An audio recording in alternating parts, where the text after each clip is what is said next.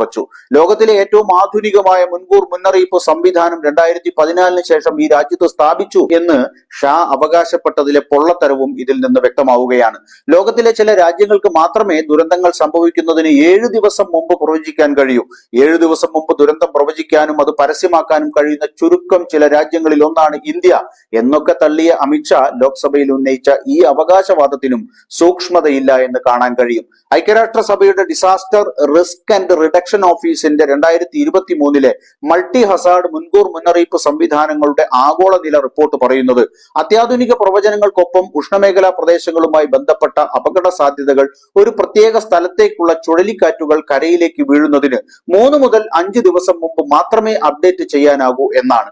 മഴയെ സംബന്ധിച്ചിടത്തോളം കാലാവസ്ഥാ പ്രവചനത്തിലും മുന്നറിയിപ്പ് സേവനങ്ങളിലും IMDയുടെ സ്റ്റാൻഡേർഡ് ഓപ്പറേറ്റിംഗ് നടപടിക്രമങ്ങൾ പറയുന്നത് അതിശക്തമായ മഴയ്ക്കുള്ള ചുവപ്പ് നിറത്തിലുള്ള മുന്നറിയിപ്പ്